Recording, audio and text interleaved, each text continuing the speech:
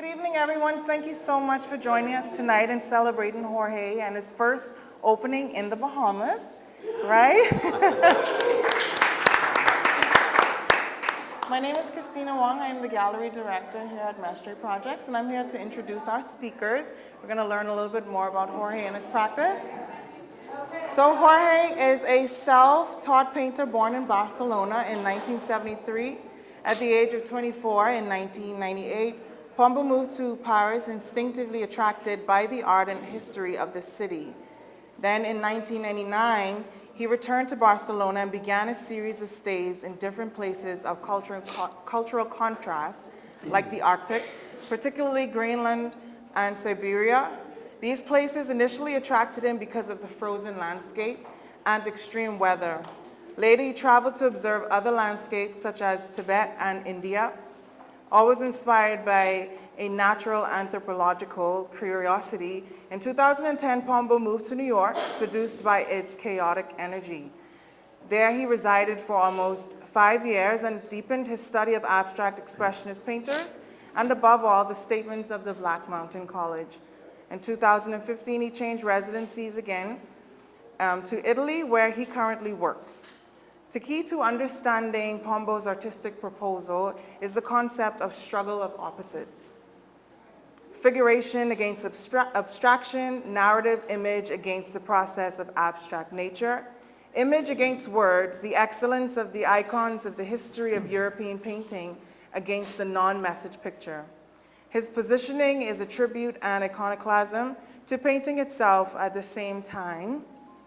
So Pombo exhibits regularly in galleries in Spain, Italy, China, France, Germany, and the United States. And his most recent project was a 180 square meter painting at the Villa de Porto Barberon in Italy. All right. Yes, I said 180. That is the largest painting at the moment, I think, that is known in the world ever, right? Yeah. So we're also here with Michael Edwards, who is a design thinker with a background in the fine art industry. He holds degrees from the Rhode Island School of Design and Chalmers University of Technology in Sweden, straddling academia and industry. He has been involved in various design-related entrepreneurial projects.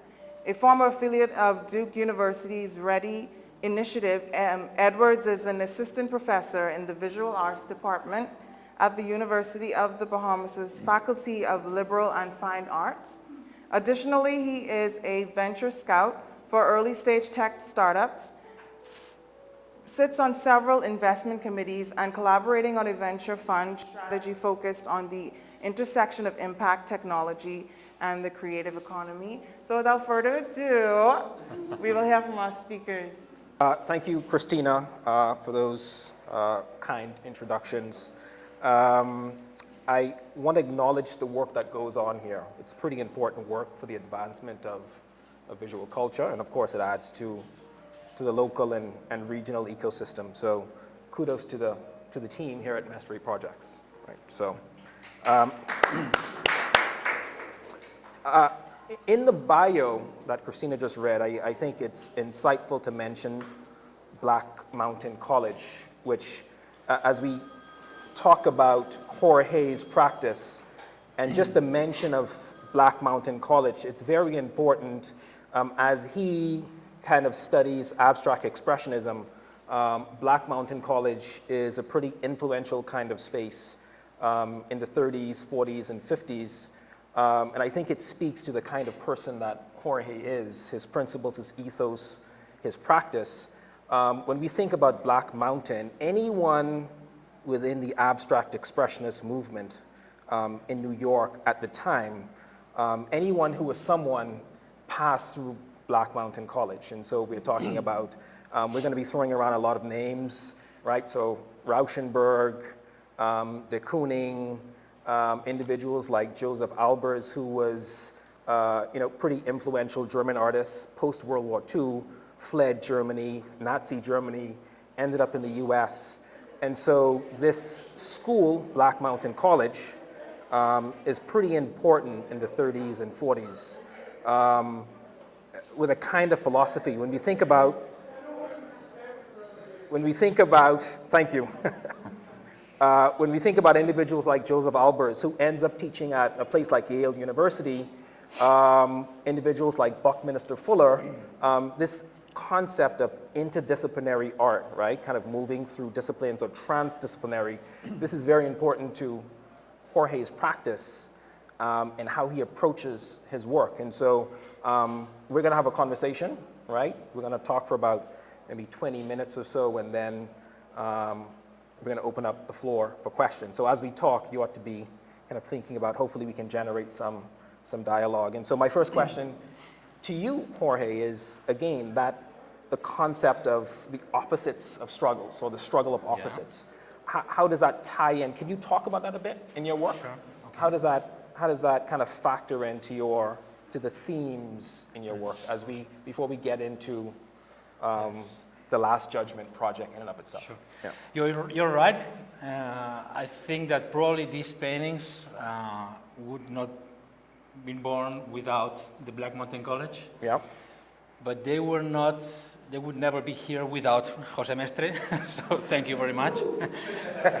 So that's important to me. Thanks to the whole staff. Thank you very much to you all for coming, for your time. Thank you very much. Thank you, Michael, of course, very much for your attention for these last days of conversations. Weeks of conversation. Exactly. Yeah. As you can tell by my accent, I'm from Barcelona, and you can say, I mean, what's the relationship between Barcelona, the New York School, the Black Mountain College, and so? Me as a person, I always try to search to put myself in context that I'm not prepared for. Okay, so that for me it makes me aware of being there, of being culturally open and active. So the struggle of opposites to me is, and that's how I am as a person, it's like believing at the same time black and white, at the same time left and right. I mean, that's real life, and you have the thesis, the antithesis. I don't need the synthesis at all. I mean, that's fine for me. And the sense of freedom that I find in Black Mountain College, I come from Italy, from Spain, from both. I live in Italy right now, in Florence. I have a backpack full of Caravaggio, Velázquez, and all of that. So New York helped me to get rid of a part of that, not all of that, but a part of that, because I needed a little bit of freedom. And that's what the New York School gave me, especially the Black Mountain College. Yeah, exciting. So as we talk about, again, the struggle of opposites, and we're going to get into the work, again, there's this binary in the work. You're building up these paintings and you're breaking them down, right? Exactly. Yeah, and so is that what you mean by the struggle of opposites? Yeah, the struggle of opposites means so many things to me, but technically means that my technique is copying an image, reproducing a picture that already exists, that has an identity, a weight in history, okay?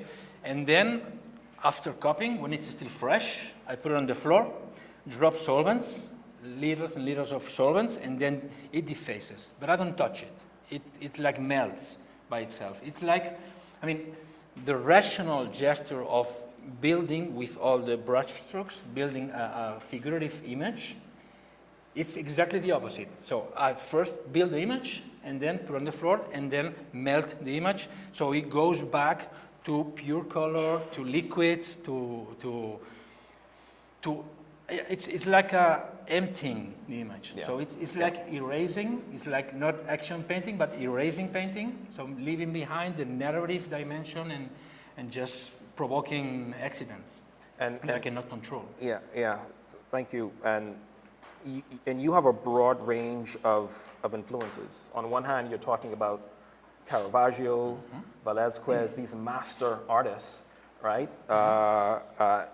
Titian, Tintoretto, and then on the other hand, you're talking about contemporary artists, so Richter, Anselm Kiefer, Polka, Jackson Pollock, Sam Gilliam. So how do you kind of settle the tension, if I can say it that way, between them? How do that range of artists influence your practice, Yes. hence the work that we're seeing. Because I think in art there is no time, there is no sense of time, there's quality, that's it. I can find quality in 16th century, that for me is useful. I can steal from that as a painter. Okay. But I can find it also in 20 years ago, okay, with the German artist that you're mentioning. So to me, painting is a language in itself. Like Spanish, like English, it's a language. So it makes no sense saying that, talking about Chinese or English. What's important is what you're saying with those languages, okay? So painting is useful, tells us something, it's touching, when it's communicating something. But who cares if it's abstract, if it's figurative, if it's done 300 years ago or yesterday? I don't care about that. I care about something that changes me. So being in front of that, it's somehow changing me. That's what I mean. So this is why, for me, there is no time. It's not that Caravaggio has expired. No, that's impossible. Right. I mean, you've been to the MoMA, you've been to the Metropolitan Museum in New York. You can never say, I've been there already. Right. No, you can go there many and many times, and every time the same paintings will tell you a different thing, depending on your moment. Right. That's important. And why? It's not because of the style. It has nothing to do with looking at that painting because that is a portrait of a lady. I don't care. I mean, it's okay to learn the story behind, but what makes me go again and want to see again the painting or the sculpture or whatever, taking a plane to see the Sistine Chapel, it's not these stories. I mean, no one is able to read this anymore. I mean, who cares about San Sebastian? Right. Yeah. In 2024, no one. But we take the plane and we go there. Right. Because it's about shapes, it's about colors, it's about language, it's about underneath. It's not just the skin of the painting. The meaning, the words, is the skin. The language is the roots. It's universal. And would you say that there's an emotional aspect to color, to the formal Exactly. elements and principles of design? Exactly. So seeing the image, the realistic image, that's not so important to you. You're kind of, can I say, erasing history? Will that be a stretch? I would like to put in some tension between past and present. And again, it's the struggle of opposites. I'm stealing from the past, but I'm using contemporary abstract nature processes. Yeah. So, and melting them and somehow and trying to say something, my voice, to find my voice with those tools. Right. But I'm not, I don't marry, I don't marry a language, I don't marry an idea. I mean, I do my best. Right, sure. All I can, all the time. Yeah. And again, it's very important to go to the roots, to take the big masters and not just him, or Mondrian. We talk about that in these days, right? About the scale, right? Yeah. The sense of the scale. The scale means that you are there. The scale is not the size. Size is big or small, but the scale involves you. Say that one more time. So there's a difference in your mind between size and scale. Yeah. Size is the physical dimensions. That size is objective. Okay. Something is big, something is small. Right. But the scale has to do with you, with your presence. So When you say you mean the human body. yeah, Okay. the viewer. The So viewer, you okay. in front of that artwork. Right. So you are a part of that, and you. This is very New York school in 48, 50s. So having the sense of being present. So you staring at Barnett Newman in the moment, that huge canvas in red with 5 lines. You could say, okay, that's a background is red and Yes. then 5 lines. That's not the right way. The right way is, because if you say this is there's a background and a foreground, no. This is about space. It's about something narrow, something wide. You have a certain scale. You are vertical. The painting is horizontal. Right. It's bigger than you. For instance, I don't want to talk too much, but if you go to, for instance, any of you go to Rome, okay? You go to the Vatican City, and you get to the square. We talk about this today.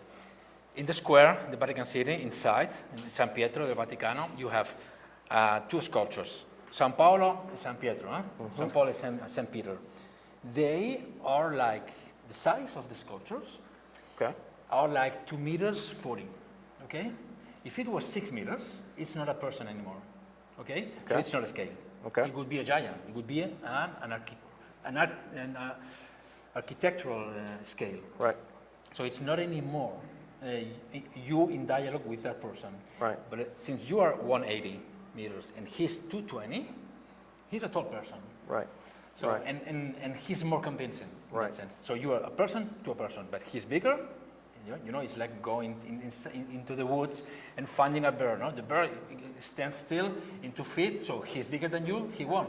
Okay, so you fail. And it's the same. This is language. This is what I was telling you. Someone in the 1700s was going to that square, and in front of that sculptures, even if he did not know about them, that was St. Paul and St. Peter, he knew that they would tell somehow the truth. They were screaming, you know, they were shouting their truth. So you were smaller, you lose. Okay. So we keep coming back to the concept in your work, dies irae, which is Latin for day of wrath, the Exactly. judgment day. You know, I come from a Catholic Anglican family, and so this is a very important concept, you know, heaven, hell, Yep. again, these dichotomies. How does that show up in your work? Is that, I guess my question is it relevant for you in the 21st century, this concept of heaven and hell? How does that show up in the work? How does that theme surface? Can you chat about that for a bit? I mean, yes and no. Yes, because we all know when we're doing right and when we're doing wrong, okay? That's, I mean, we know inside. In this case... Sometimes. What? Go ahead. In this case, this is very objective. I mean, this is like shouting that you're guilty, and then we can talk about this later. But I think it's what I was trying to do with my Last Judgment, and these are variations on the Last Judgment, almost all of them, is like leaving behind the narrative of the Christian saints and all these narratives, but keeping the idea of good and bad, hell and heaven. So, because in front of this, maybe a Muslim, a Jewish would say, no, they are not my references. I don't like to worship St. Paul, St. Peter, Christ, the Madonna. And Christ is in In the middle. In the middle. Without Okay. the bar. Yeah. Okay. This is Christ. This one. Okay? Right. In my variation, everything was cancelled. So you don't recognize anymore which saint is each one. We haven't talked about that, but my assistants have been homeless and people in risk in Italy, okay? In my city in Italy. So homeless, people in trouble with drugs, and they've been a great team, not always easy, but I think we did a good job. Among these persons, there was a Christian, there was an atheist, there was Atheist. atheist, Yeah. two Muslims, Okay. but we were all together with the same goal, working together. So this is mine, at least I feel, it's not anymore a Catholic proposal, it's a spiritual proposal for everyone. So that's insightful again, at least for me, because when we look at these historical paintings, they're very hierarchical, right? It's very top down, it's very heavy. It's about God the Father, God the Son looking down. You are approaching it from the bottom up, Absolutely. right? At least that's what I think No, you're doing. You're right. And this idea of the invisible person, those invisible in society, right? Those migrants, those individuals who we kind of discard, right? And so you're approaching it from getting these individuals to paint this image. I think it speaks to, can we talk about Michelangelo? The kind of person he was. So I know you're a Michelangelo scholar. Could you just say a bit about the kind of person that Michelangelo was? He was a bit tormented. Very much. He was imperfect. This painting was finished in 1541, okay, in Rome. Michelangelo was commissioned 7 years before. He began 2 years after, with five assistants. After a couple of months, he was just alone because he didn't want to pay them. He was a very difficult person, and he was a very rough. How difficult? When you say difficult, there's difficult and there's way more than that. really difficult. He was difficult. Very much, yes. I mean, he could not work in a team. He was not a good teammate. Okay. Let's put it like this. I mean, and so he finished the whole work himself. This, the theological program for this image. Yeah. There was a proposal from the Pope. It was done by Pietro Aretino. He refused that. He could say no to the Pope. I mean, he didn't want to do that. But you can say no. You never can say no to the Pope, okay? But at least you decide the program, okay? The program means which figures we put, which ones we leave behind, okay? So he did not accept too many conditions. He was a very special person. He was That's a very polite way of putting it. Special. You said he was special. Yeah. He ended up really be alone. I mean, without friends and extremely rich, but thoroughly alone. This is me in the studio during the process of this Last Judgment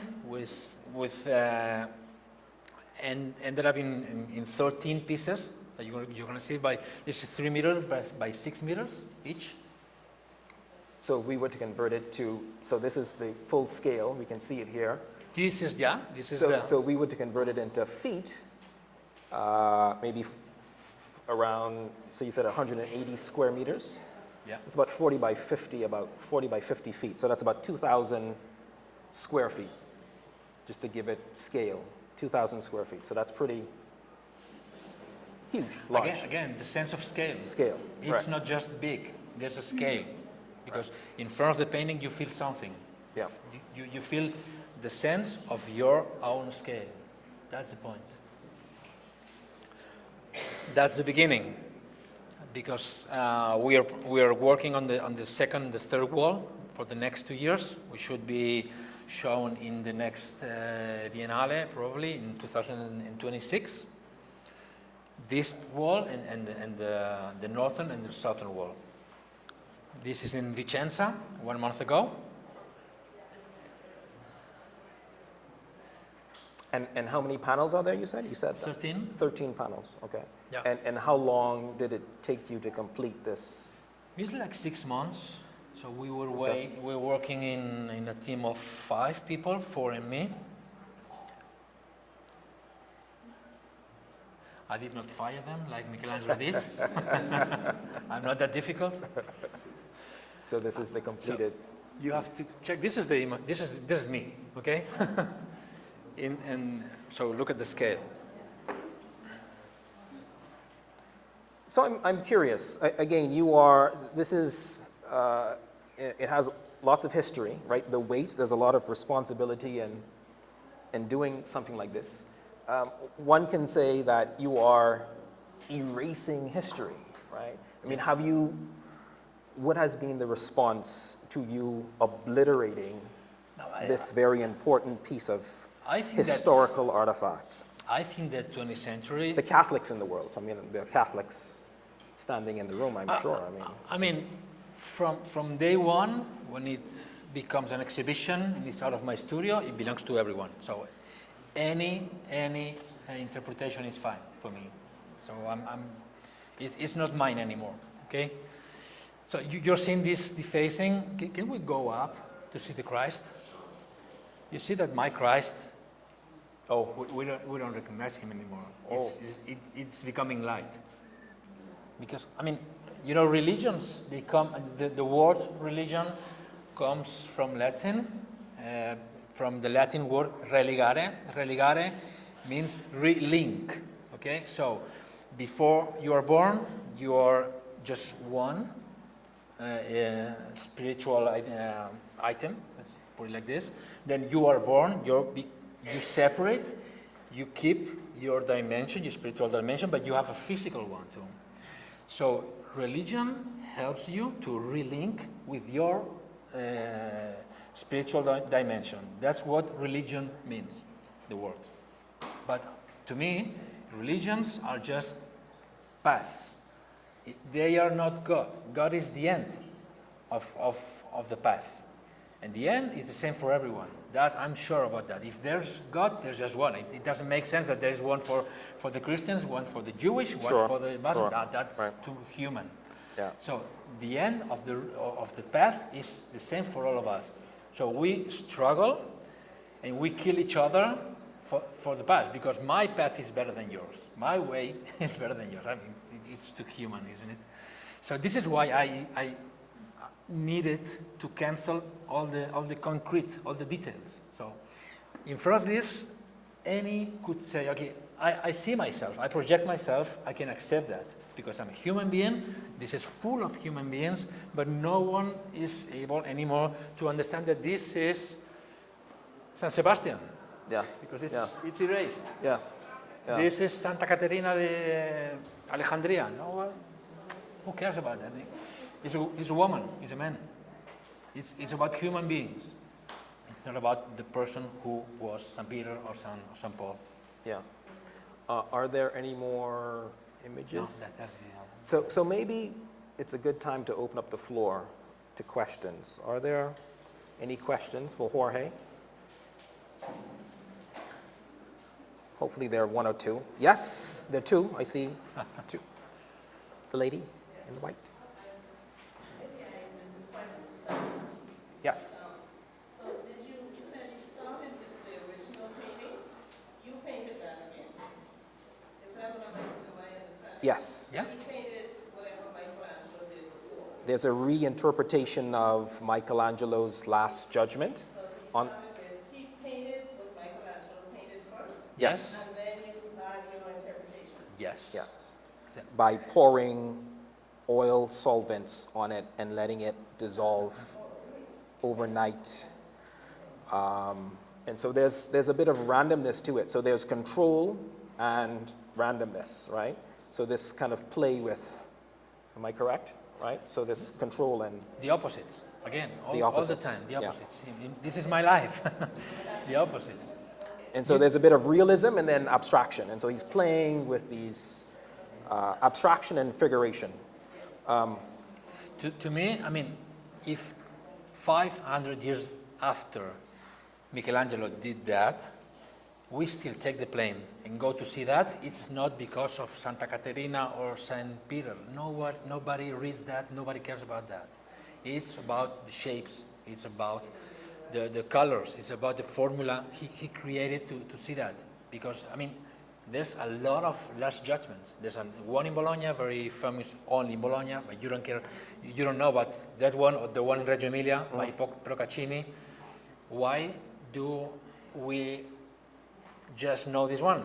Because of the shapes, because of the colors. Because of the surface, the skin, the painting, not the content. Because the content is the same for all of them, but we care about that one.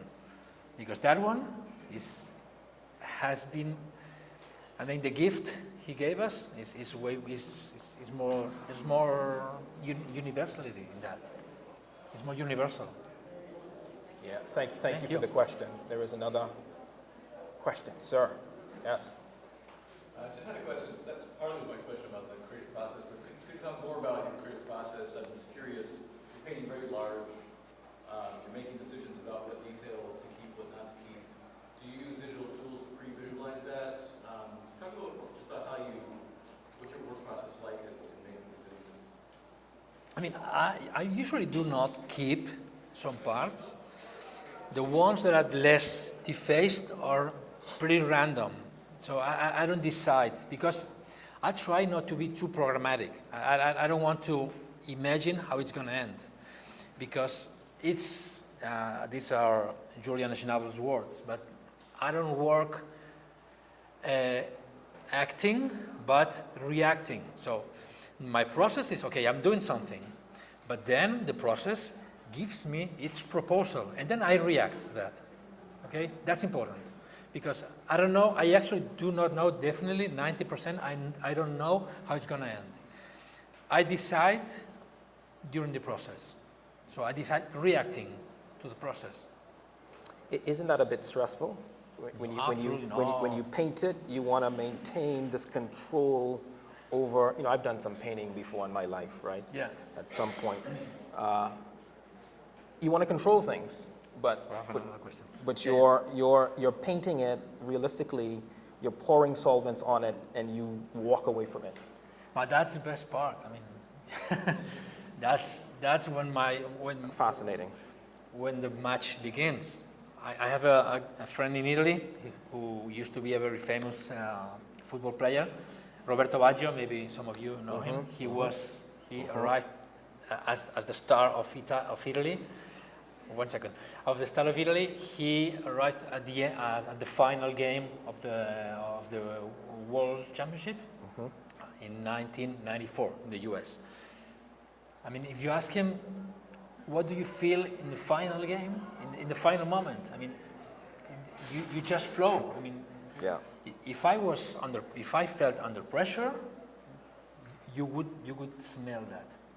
Staring at the painting, you would feel that. Yeah. I mean, of course, I do my best. I don't know if I would love to do a work like Jackson Pollock, like Picasso. It's up to you. You decide if it's worthy or not, my work. It's a bit of an improvisation, But it sounds like. if you work with under pressure, that it has to be a masterpiece. Yeah. That's not going to be a masterpiece. That's for sure. You're going to fail. And We have a question. So what made you decide to create like a massive project? What made you decide that to make it so big? What made me decide for this painting? You mean? it's a very good question. Why Michelangelo? Why The Last Judgment? Yeah. This? Why so big? No, it makes sense. Makes sense.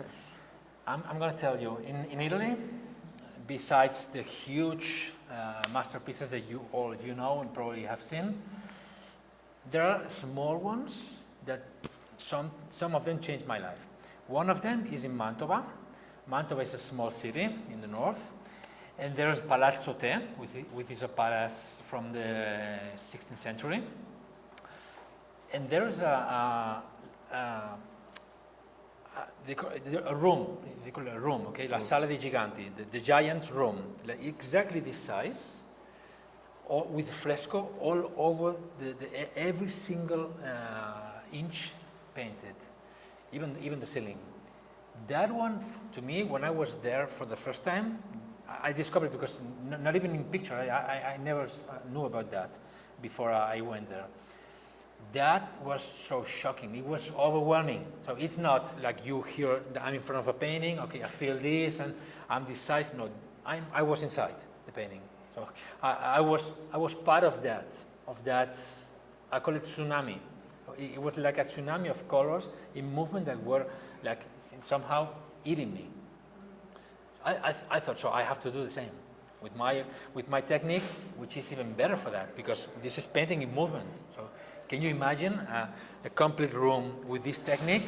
Is even more stressful. It's more active. So I thought this might be a good beginning. Then I have to do all the rest, which is like 10 times this size. The whole project is going to be 10 times this size. But I'll do my best. 2 questions. Yeah. With respect to your influences and inspiration, have you ever been influenced by this style? Because on the face of it, when I look at you, when I came in, I got impressions of El Greco. El Greco? El Greco? Probably. I mean, in terms of movement, Jackson Pollock. Jackson Pollock. In terms of movement, okay, of action. So, because, I mean, there's sort of a deformation of the image, but I don't, because before the Greco, there was Tintoretto, who was his master in Venice. Then Greco came to Spain, but first learned in Tintoretto's bottega, studio. I mean, I appreciate very much the Greco, but I don't think he's been that important. Because, I mean, when in my masters, I usually go for the roots, to the roots, the one that really broke the ice. We've been talking about some of my masters. Piet Mondrian is one of my masters. It's, first, my work has nothing to do with Mondrian, but even more, I don't like Mondrian. But he's so interesting. I mean, it's like love, you know? Sometimes you love somebody, and you cannot explain that. She's not, in my case, she's not the most beautiful person ever. She's not the smartest, but you love that one, and you need that one. It has to be her, no one else, okay? So you were drawn more so from Tintoretto itself? Tintoretto is one of my masters, definitely. Venice is the city of my life. I don't want to open another door and talk for 2 hours, but definitely Venice is, and Tintoretto, I wrote an essay on Tintoretto, from Tintoretto to Jackson Pollock. Because Tintoretto, just 1 second, because Tintoretto is the seed of what happened in the 20th century. I always say 20th century gave us no responses, just questions. They just killed the father, killed every single root, they killed with everybody. So this is why we are so, there's too much anxiety in this moment, in this society, in the artists now. We don't give responses anymore. The proposals, mainly, especially in the 20th century, have been killing history, smashing history, going against. I'm thinking about Fontana, thinking about Pollock, I'm thinking about many proposals that maybe 100 years before would not make sense. Sorry. No, I was just going to say, Jorge has done a number of variations on, so Tintoretto is one. He's done a number of projects, variations of, this just happens to be Michelangelo, and maybe your most ambitious project to date. There was a question. Yes, sir. So I have a few questions, or two. So in your process of how you create your paintings, do you feel that you're being led Led? in your paintings? Yes. What do you mean, led? In the sense of when you apply what you apply to your paintings, because from what I understand you're saying is that there's a bit of a natural pause to how the painting is, I guess, disintegrated. So, in that essence of your process, do you feel like you're being led in what you're doing at some point? And another question is, for doing this for how many years you've been doing this? How many years? Yeah, how many years have you been doing? The first one was like 20 years ago, but not exactly the same. I was shy in that moment, I was insecure, small sizes and that. For the first question, help me on that because with the the question was, do you feel like you're surprised? okay, if I want to surprise myself, maybe. No, are you surprised by the results? That's what it Yeah. sounds like Okay. it's Okay. Got it. Thank you. kind of, yeah. Yeah. By the outcome, when Yeah. you pour the solvents, are you The outcome surprised by? It's pretty unpredictable Yeah. because when I go to sleep, I mean, I have to paint for the whole, like 20 hours in a row, okay? And then it's like 3 in the middle of the night. So I finish, I defaced everything, and I go to bed. When I come back the day after, it has changed completely. So it's even a surprise for me. Many people say, what if you don't like it? do you cancel that? It never happens because I trust in what I'm saying. So if I'm saying, no, I don't want to control, I cannot say, no, but I didn't like it. I mean, so the only thing that might happen that I don't like is if I don't see myself in that painting. This could happen if the image is too completely abstract, because I need that point of tension that you have, that you see and you understand, that you realize that there's something underneath, but it's blurred, so you're not sure if it's a woman, a man, a person, a death, a soul, like that one. So yes, there's an important part of surprise for me, but at the same time, it's a game. It's like football. It's a game. I mean, you need to enjoy that. So if it's too obliterated, if it's too blurred, you don't wish to have that. There needs to be a bit of ambivalence. You're attracted and repulsed at the same time. I feel I need to keep the struggle of opposites. And the struggle of opposites, in this case, the metaphor is, you understand that it is figurative, it is explaining, there's a narrative dimension that is explaining a figure, but at the same time, it's fading, it's going away. Yeah? 2 questions. Yeah. Okay, I'm a bit curious about your technique. Yes? Basically, you say you pour the paint on and you walk away and you let it kind of settle in and you have your finished piece. So I'm just curious about like the volumes, like how do you get it so precise that you can still pretty much see the original piece into your finished product? Good question.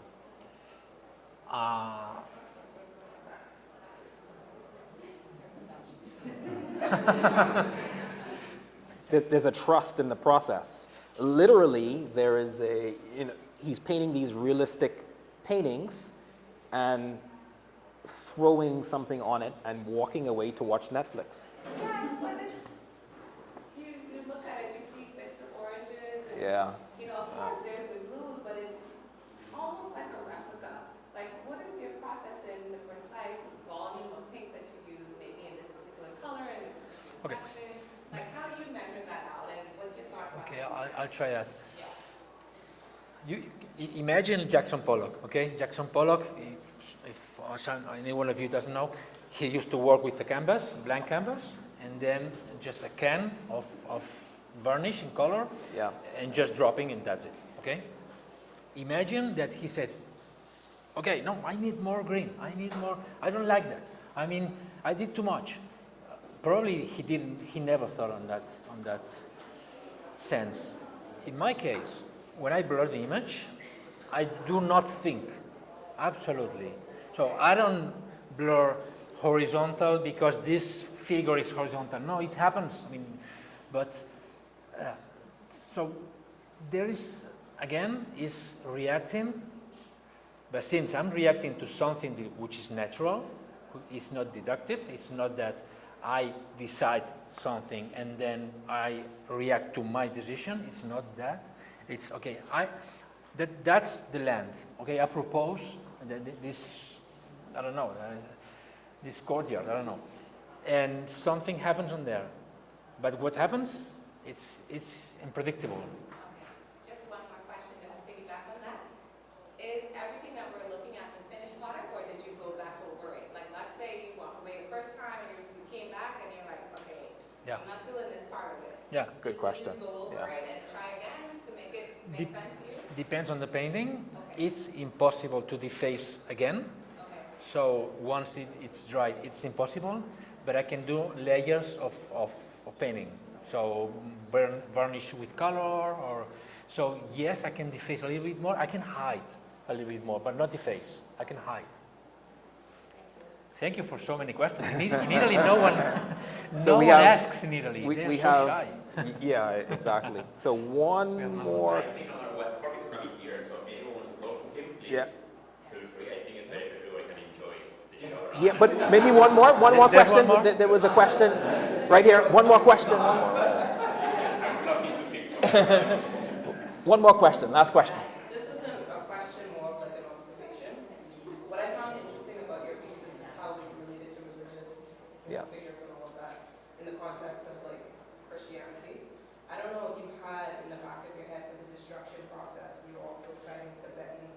Buddhism. Because there's a practice where they make these paintings, if you will, with sand, and then they destroy it over time. I love this, So yes. that becomes a part of the process. Yes. Which is a practice which a lot of artists should embrace. So I just think this whole set opens up that discussion to not necessarily think as anything as precious. Does that make sense? Yeah. So I was just wondering if that was like in your process. This makes sense. You know, I don't have paintings on my walls at home in Italy. I have mandalas. Mandalas, you know. You don't have paintings on your No. wall as an artist, You call it mandalas, right? Yes, The yeah. Buddhist. but you don't have painting. paintings on your wall. No. Never, ever. Just mandalas. I've been to Tibet, and so I'm in touch with those things, with that reality. I love that gesture of building up something and then throwing it on the river. That's perfect. I identify myself very much with that practice. The only difference is I keep physically the result. Maybe it's important too. Maybe because I'm from Europe, and in Europe we need physically to keep something, okay, to keep the result. So yes, in the first 80%, I totally identify myself with Buddhists in that practice. But the end, I need to keep. Not only because I want to sell it. It's not that. I really believe that it is worth it. I mean, I believe that it's fine to keep this, the how do you say, los restos del naufragio. Sorry, maybe. Anyway, Well, don't worry. I'll get back to that. But continue. Finish the point. No, that's fine. That is. Okay. I'm done. So I think we're gonna wrap it up. I want to thank all of you. I must say before we close that it's not often that you have an artist who can theorize on their work. And as you can tell, Jorge is a theorist. The extension of what you see here is his writings, right? And so when Matthew and Christina, they gave me homework of some of Jorge's writings, and I'm still trying to get through them. But again, it's not very often that you can, make work and then kind of, it's an extension of the work. So Sorry I about wanna, that. No, it's fine. So, but thank you very much, and Thank you. Good luck on Thank you for your time, and thank you all. future projects. Jorge. Thank you all.